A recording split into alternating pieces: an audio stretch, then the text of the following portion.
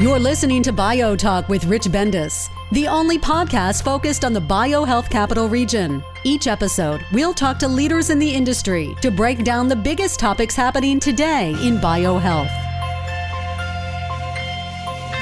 Hi, this is Rich Bendis. I'm your host for BioTalk, and we really have an unusual edition of BioTalk for you today. We're not just talking about the bio and the healthcare industry. We're talking about a very important area of the world for the United States to partner with. And BioHealth Innovation also has been a partner working with a U.S. embassy project in Tunisia related to science and technology. And we're privileged to have the Honorable Ambassador Joey Hood to the Republic of Tunisia, who's going to be our guest on BioTalk today. Welcome, Ambassador Hood, to BioTalk. Thank you, Rich, for having me. Thank you for joining us. This is the first time we've ever done anything with an ambassador, so it's a privilege to have you on our podcast today. So normally we do introductions of the honorable people that we have on our podcast, but no one can do an introduction better than the guests themselves. So I'm going to let you give the listeners a little bit about your background. You can tell us all that you would like us to know about you, and you can go as far back as you want and bring us up to date as to your current post in Tunisia, Ambassador Hood. Well, thank you for the opportunity, Rich. I'm a first-generation professional from New Hampshire. I've been a professional diplomat for the past 25 years. I've focused all of my time on the Middle East and North Africa, most of that in the Middle East, and especially the Gulf countries, going all the way from Iraq down to Yemen. Also served in Washington. I was the acting assistant secretary and the principal deputy to that position for what we call the Near East Affairs region, which covers for us all of the Middle East and North Africa. I did that for about 3 years. And then I was nominated and confirmed as ambassador to Tunisia, where I've been here now for about a year and a half.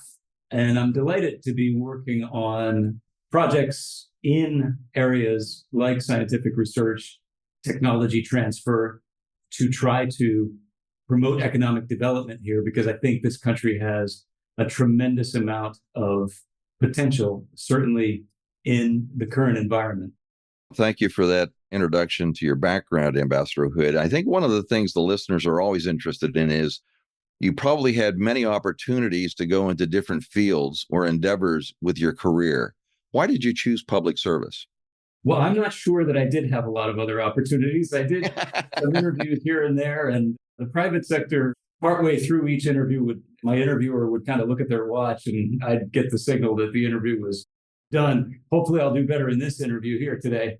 But the circumstances really pushed me toward public service.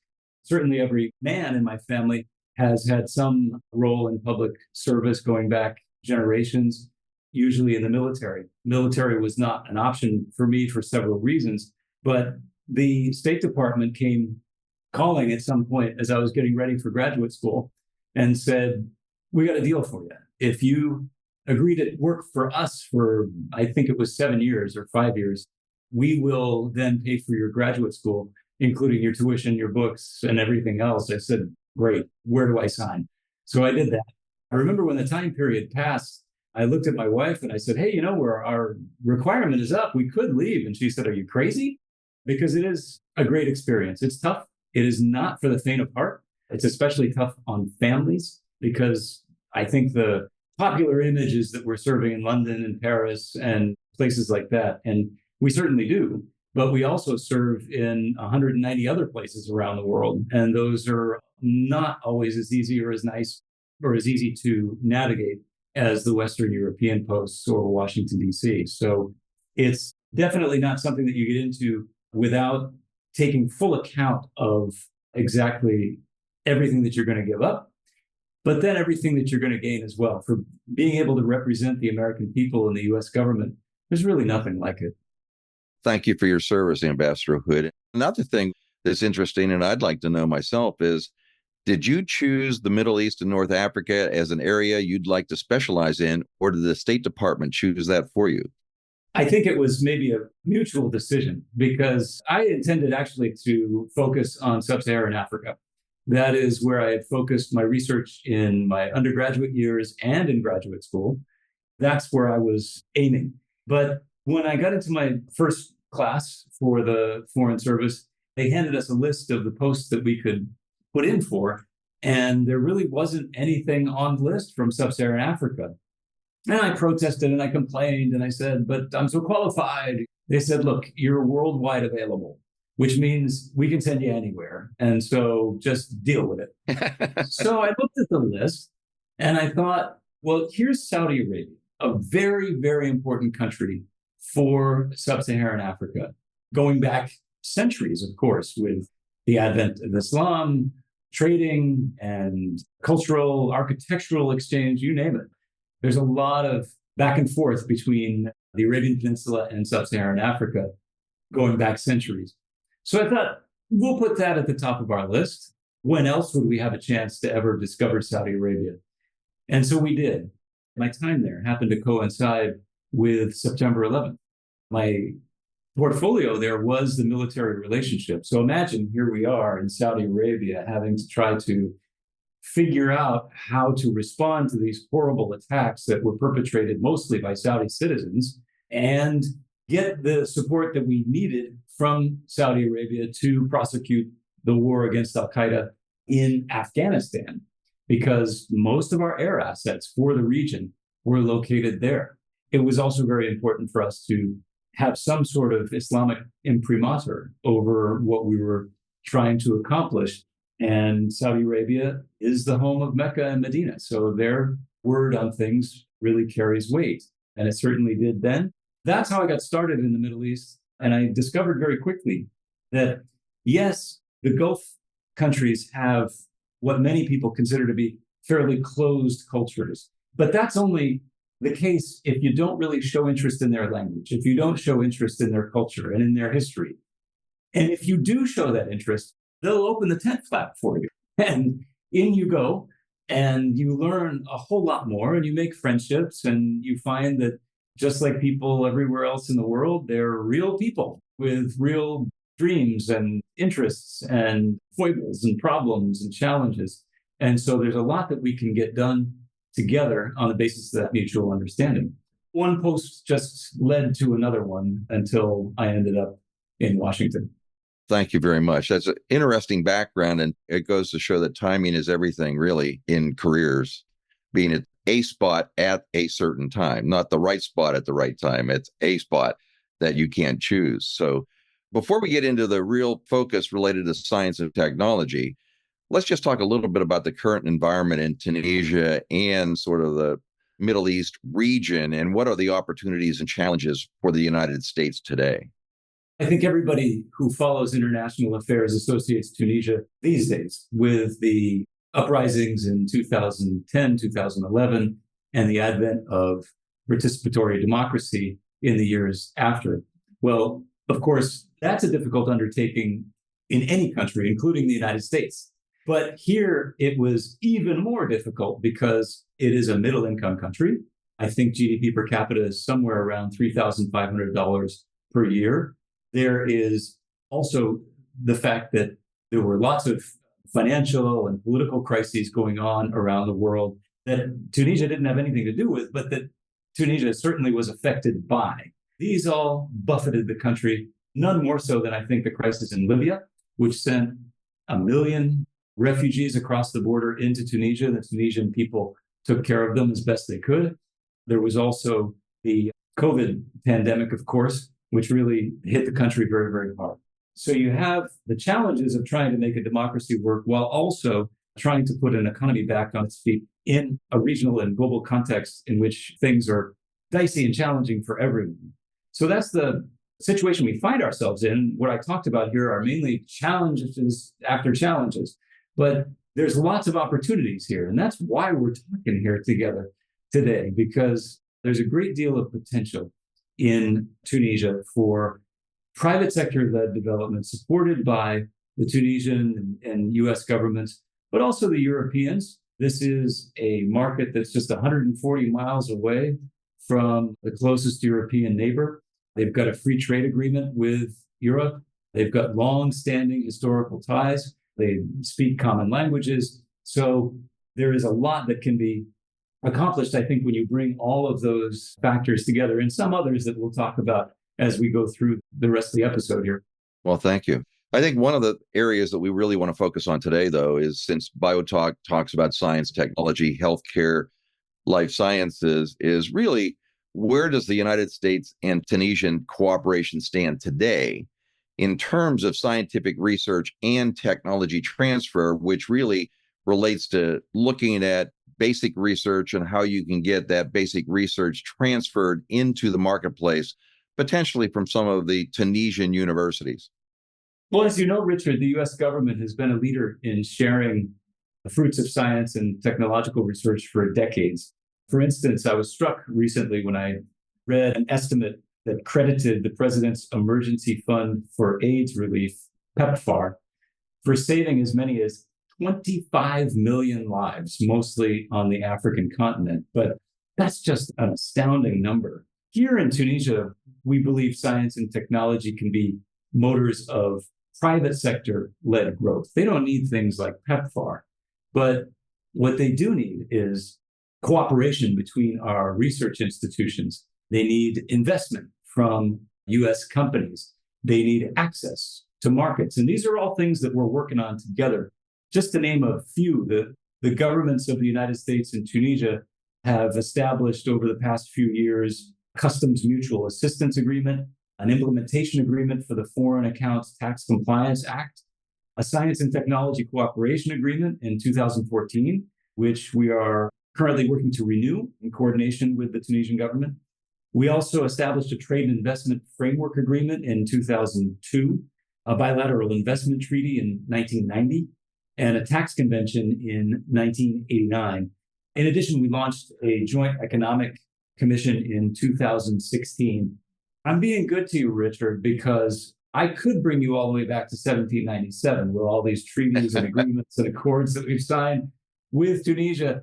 You're thinking that wouldn't be entirely relevant. And you're right. In part, it wouldn't be, but in part, it would be, because I'm always amazed when I go back to the archives and I look at things from 1803, 1805, 1830, 1860, you name it. And we're corresponding with each other on all sorts of topics, including educational exchange and science and technology transfer, even way back then. So that's something I always try to keep in mind as I'm going into work in the morning when I look at that wall of all the previous diplomatic envoys. I'm the 71st here from the United States. Wow. We go back a long time here. And so the activities and the things that we're trying to do here, obviously, you got to deal with the fires that break out metaphorically from time to time. But in general, we're trying to maintain a strategic focus so that 50, 60, 70, 100 years from now, people are looking back on what we did now and saying, wow, it's really great that they got that started then. Well, that's fantastic. People don't think about having that 230-year relationship with Tunisia. We really focus on things that we are in our lifetime and the things that we understand about the regions around the world that we've actually experienced ourselves. So thank you for that historical perspective, which I think is very important. Now that you've had an opportunity to work with the Tunisian government and the different ministries within Tunisia, how do you see them prioritizing scientific research and innovation and technology transfer? And how has the United States determined that it is an area that we should support them in? I was struck last year, shortly after I arrived, by a report put out by the World Economic Forum that said that 40% of Tunisian college students graduate with STEM degrees, science, tech, engineering, math. That's the second highest percentage worldwide, higher than the United States for sure. It's second only to Malaysia in the world. And that emphasis on STEM education, which I think is a product not just of Tunisian mothers and fathers encouraging their children to go down those fields, but also what the government has invested in over the course of years since independence in 1956. And that's made Tunisia a regional leader in fostering talent and technological advancement. And in fact, one of the challenges that I didn't mention earlier in talking about the challenges and the opportunities is a fair bit of brain drain that's going on here lately, because there are other countries that recognize, and economies and companies within those economies that recognize that Tunisians really are a high quality asset. And so someone was telling me recently, I don't know if this is entirely true, but they say it's true that in France, if a recruiter wants to say that they really got the best of the best, they say they got a Tunisian in the IT sector.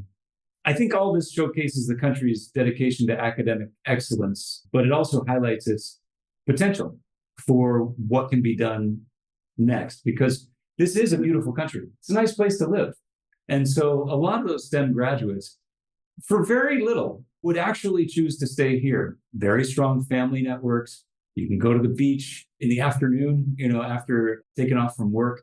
I think that there isn't a huge amount that really needs to be done to entice more Tunisians to stay here. So I think investors looking to capitalize on emerging markets with robust STEM talent should really consider Tunisia as a strategic destination, because they can leverage this skilled workforce. By the way, it's mostly trilingual as well, French, Arabic, and English. So those are three really big markets. Don't forget, French is useful not just for Western Europe, but for Sub-Saharan Africa. There are more French speakers in Kinshasa than there are in Paris. Africa's got one of the fastest growing economic areas in the world. Tunisia has lots and lots of linkages to Sub-Saharan Africa. So businesses can innovate and thrive, I think, in sectors ranging from healthcare and biotech to information technology, renewable energy, automotive parts. That's another big one. Agri-food. There's a lot of opportunities. In our research that we did in getting involved in this project, and we're going to talk about the Cures project with the Department of State is funding in Tunisia, what you just talked about in the brain drain is that from an IT perspective, it's one of the top and leaders in information technology experts in that region. Take a look at Europe as well. Some of the people, when we were talking to them, had an opportunity to go to Europe and potentially make 10 times their salary that they would make in Tunisia. And they would be recruiting a lot of these talented people there. So I would think that how do we stem the brain drain within Tunisia through some of the projects like this Cures project, which you're going to explain to us, and the reason the United States got involved, because academically, they are unbelievably strong. We found many researchers and scientists that would go toe-to-toe with those in the United States and in Europe. Tech transfer and commercialization isn't something that is of first nature for them, though. It's really about the basic research or getting something published, not trying to get that research into the marketplace. So let's talk a little bit about this State Department project called Cures in Tunisia, which has been involved almost 3 years now to help identify and address some of these areas around tech transfer, commercialization, reducing the brain drain in Tunisia, Ambassador Hood. Cures is a concrete outcome of our cooperation and collaboration. And more, that's what people are looking for, is actual results. You've got so much fake news out there nowadays. The only thing people can really count on is what's landing on their dinner table every night. And if they've got a good job that has been made possible through investment and collaboration with the United States, then they know that that's coming from a good place. It's coming from the American people. Cures is a $5 million investment. It started in 2021, and it's supposed to go through September of this year. And it has focused on advancing scientific research and training here to enhance the prevention and treatment of non-communicable diseases. So we've done that mainly through the establishment of a simulation center at the SVAX Medical School, which I had a chance to visit last year. Because of COVID, we had put off the celebration of it, the big ribbon cutting. But finally, we were able to do that last year. The excitement was through the roof, young and old. I had a gentleman in his 90s who was there, and I noticed. And so I approached him and introduced myself. And he talked about just how proud he was that Tunisia was able to take this step with the United States, leading edge universities like Johns Hopkins. So that simulation center was about $1 million to equip and stand up. It's got training equipment. It's got new technology that allows medical students, nursing students, and healthcare technicians to develop critical communication and technical skills through simulations for detection of NCDs such as cancer, diabetes, cardiovascular diseases, and the like. And so thanks to that investment, so far, the center has trained almost 8,000 health professionals. That includes roughly 6,500 undergraduate students and about 285 at the graduate level, everything from emergency medicine to surgery to pediatrics to paramedicine. Also, Cures has supported the participation of 12 Tunisian students in a summer institute on chronic diseases at Johns Hopkins in the United States. We're going to send a third cohort later this month. That's all designed to make research and tech more accessible and useful for everyone. Because I mentioned it's in Sfax. It's not in Tunis, in the capital. We are, through projects like this, trying very deliberately to bring our collaboration and cooperation to areas outside of the capital. Because if the revolution taught us nothing else, it's that the people who feel marginalized outside the centers of power, they are not going to sit silent forever. They are a reservoir of talent and potential, but if they're not taken advantage of, if they're not given opportunities, then they will find other ways to express themselves. Now, we got to try to help move these technologies from the research phase to the market. We're trying to do that. We've helped 4 research projects so far get ready for the market by offering technical assistance. It's interesting when I talk to people, I say, okay, look, my colleagues told me they gave you technical assistance. What in the world does that mean? And most of the time, Rich, to be honest, people say, they gave me confidence in myself. Here are these Americans coming from all this way just for me. It gave me the confidence to stand up, to make my pitch, to make my proposal, to finish my research, whatever it is. So we've helped them with things like market research, identifying potential competitors, finding potential markets, both local and international. And that's where having a market of 300 and some odd million people really helps us. We've helped them come up with viable plans for bringing their services to market. And I'll highlight just one. We helped one researcher develop an antibacterial paint additive through his startup called Fluo Inc., which participated just last week in the 10th annual Select USA Investment Summit, which is the highest profile event every year to facilitate business investment by connecting thousands of investors, companies, economic development organizations, and industry experts to make deals happen. And I certainly hope that a deal comes through for Fluo Inc. But even if it doesn't this year, I'm confident that it will in the coming years as he develops his idea. Those are just some of the ways that we're trying to help people bring their training and ideas to reality and to make money. Thank you for that summary. We've had the privilege to be able to work with FHI 360, who is really one of the contractors with the State Department and helping create a potential Sfax technology transfer and commercialization center. And the technical assistance is one of the key components to that, because one of the things is there's great intellectual property coming out of the researchers at the universities in Tunisia, but sometimes they don't know how to protect it. And I think part of the Cures project is making them aware that there's valuable IP there that can generate returns back to the university, back to Tunisia ecosystem. And how do you protect that? And Professor Ramsey is the one with Flu Inc. who went to Select USA in Maryland just last week. We had an opportunity to set up several meetings for him while I was there. He did extremely well in his presentation. We helped him with his pitch deck so that he would feel comfortable in pitching to all the different people he'd encounter there. We think he's got a successful product. He has something unique that has some proprietary advantages over some of the competitive products in the marketplace.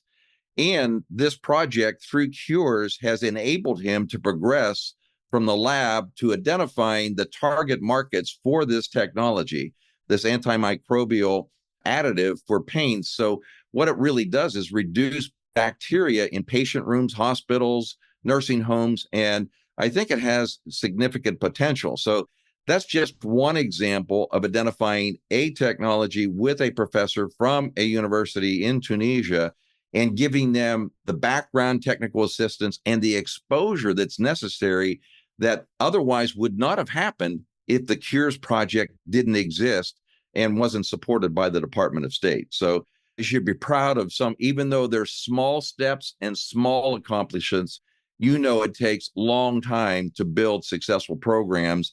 And it would have never been initiated if the United States government had not created the Cures program to stimulate such an environment for researchers within Tunisia.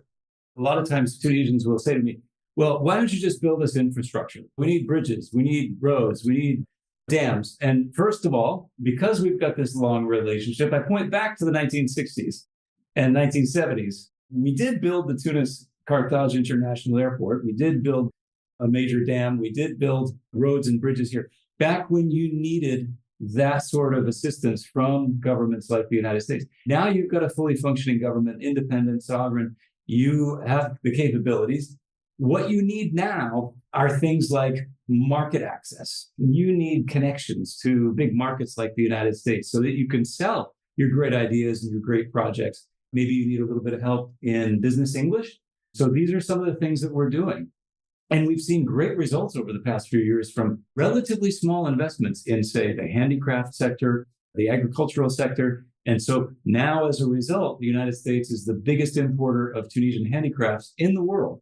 This is not just people out in villages weaving baskets for charity. Not at all. This is high quality ceramics, olive wood products. Probably you've got a chopping board in your kitchen with the little black and white squares made out of olive wood. That almost certainly comes from Tunisia. You can find Tunisian olive oil now bottled on the shelf in any supermarket across the United States. And it's just the beginning. There's a lot more that we can do here. And again, as I said, Rich, it's from those investments in technical assistance and market access, and not so much building a port. That's something the government can do. What the government here, the Tunisian government can't do, is to give ways for market access to the U.S. market and to the European market. That's where we can really help. That's really been the priority of the Cures project. And it's really not about the bricks and mortar, even though the simulation center was a component of that. The access to potential investors, collaborators in research. We're doing joint research with European and United States researchers around potential commercialization of projects. This program, the Cures program, opened the doors for the beginnings of some of those relationships to begin, which can become long-term relationships. As we look at closing on this segment of the BioTalk podcast that we're doing with you, do you have any ideas about other projects or priorities the U.S. government has for Tunisia going into the future? Well, just focusing on research and technology transfer, I'll just do a rapid fire overview of what we've been doing recently and what we're hoping to do in the future. COVID is one of them, obviously. I think we all tend to want to move on from COVID as quickly as we can, but it's worth remembering that we provided more than 3 million doses of vaccines to the Tunisian government so that they could hit their goal of vaccinating at least half their population by the end of 2021. And that no doubt saved a lot of lives. We also provided $46 million in support, which helped things like 280 schools and 40 primary healthcare centers get small-scale repairs of water and sanitation infrastructure, and to get more than 1,000 refrigerators throughout the country so that the cold chain could be upgraded and enlarged. And in fact, along with other donors, we ended up replacing 80% of the Tunisian cold chain. And that's going to have positive effects for other vaccines and other things that need that cold storage. I've talked about what we've done in non-communicable diseases through the Cures program. We're also working through the Centers for Disease Control and Prevention to help improve local epidemiological capacity through strengthening surveillance systems for things like the flu. We have also been working in healthcare infrastructure. We worked with the Ministry of Health to deliver 14 life-saving pediatric incubators to hospitals around the country. They're helping Tunisia's medical professionals meet the needs of the country's tiniest patients and most vulnerable as well. We also worked with the Ministry of Health on a cutting-edge pharmaceutical storage facility that's capable of storing medicine, vaccines, and COVID laboratory reagents in a climate-controlled space. So even though I talked earlier about how infrastructure is really not our focus, we recognize that sometimes it's essential and sometimes we've got the goods. The Tunisian government can build a building just as well, if not better than anybody. But maybe we've got state-of-the-art incubators or climate-controlled spaces for vaccines that would not be available locally and that we can provide. And so that's what we're doing. We're also working on better governance in the healthcare sector. So through a $5 million program called SAHA, we are partnering with the Ministry of Health and local service providers to try to help the Directorate of Pharmacy and Medicine develop and strengthen a digital system that helps with transparency and institutional performance. Because obviously, in a country where healthcare is provided centrally by the government and drugs are provided centrally through the government, there's lots of opportunities for bad actors to get involved. And we want to help the Ministry of Health to try to make it as fair as possible for the population and as transparent as possible as well. So there's no chance of bad actors profiting from people in their most vulnerable moments. Finally, we're partnering in medical research. So last year, Harvard Medical School signed a 10-year MOU with the Tunisian Ministry of Health. Remember what I said about the smart people knowing where the smart people are here? Harvard Medical School has not missed a beat there. The MOU follows a launch last year of the Hazem bin Qasim Tunisia Medical Fellowship Fund, which is an initial $5 million gift from this Harvard-educated Tunisian-born financier. His gift covers the tuition and living expenses for 2 Tunisian medical students every year, which is going to be a great thing, especially over time as you go from 2 to 4 to 6 to 8 and onward. But he also invested in $1 million initiative that enables 40 students from Tunisia's 4 big medical schools to take online courses at Harvard Medical School. And they can earn a certification from HMS while studying at their own universities here. So I think it's a great combination of exchange and also online capabilities that we wouldn't have had just a few years ago. So that's going to benefit more than 200 students. As of the fall of last year, 80 students have completed the program. We're doing our part too. We funded a grant and provided scholarships for English language training for medical students from the 4 big medical schools so that they could better take advantage of the educational opportunities that they had before them. I took note of what you said earlier, Rich, about how sometimes Tunisians can find salaries 10 times higher than what they can get here. And that is true. And I think higher salaries are definitely part of the solution here. And certainly international companies have understood that. But there's more to it here. There is a very dense and rich family and social network here. I've mentioned the natural beauty of the country. People really like to visit here. More than 30,000 American tourists visited last year. We're expecting many more this year. But from Europe and from elsewhere, it's in the tens of millions of visitors every year. There's a reason why that's the case. So I don't think that investors would have to pay 10 times the local salary in order to keep Tunisians here. Maybe 2 or 3 times. I don't know what the number is, but I think there's a lot of other advantages here that can't necessarily be quantified that would keep Tunisians here. They generally don't want to leave if they can develop their ideas and their careers here. And that's what we're trying to do with Cures and Saha and all the other investments and programs that we're putting together. And so far, so good. Your quality of life example is something that we have to defend all the time with an office in Maryland and having to compete against Boston, Route 128, Silicon Valley, Research Triangle, and other areas of the United States. So our cost of living is less, the salaries are less, the quality of life is fantastic. We are sort of like a Tunisia.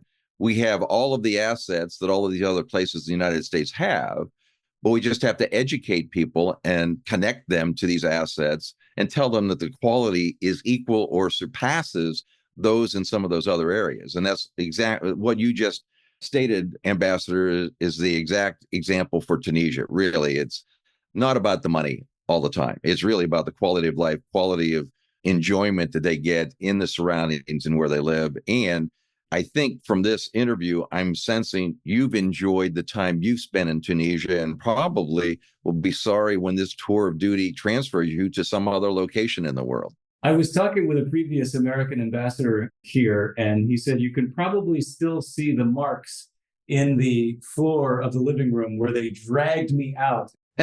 I tried to stay. It is a beautiful place with a lot of opportunities. Every day we just have to choose, what are we going to work on that day? When I meet those Tunisian people who are so excited and so full of ideas and so full of energy, it just becomes infectious. I can't help but believe in them and do everything that I can to try to help them, because it's in our interest, Rich. We didn't really talk so much about that, but a question somebody might ask, especially from the American side, is, hey, why are you spending those $5 million there? Why don't you put it into the hospital down the street that needs to be renovated or something? The answer is that when countries like Tunisia are more prosperous, healthier, then that's good for the United States, because it means more investment opportunities for us. It means less, more expensive interventions later if things go bad. It means probably that we have a healthier global health system, because if a terrible virus arises in one part of the world, we know now it's going to affect everybody around the world pretty quickly. So we all need to have stronger surveillance systems, vaccination systems, management systems, and good cooperation so that people are willing to come and say to us, look, we've detected something. We need your help. Let's work on it together. We've seen when all of that breaks down, what happens.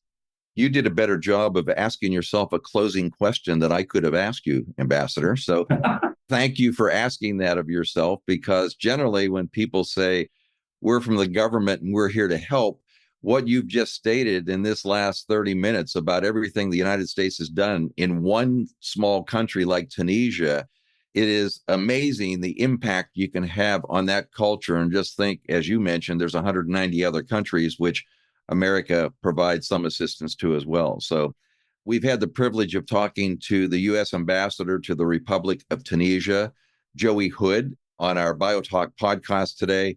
Ambassador Hood, thank you very much for being on the podcast and enlightening not just other Americans who will listen to this, but other people around the world about the good work that the Department of State is doing in Tunisia and other countries around the world. It was a great opportunity, Rich. Thank you.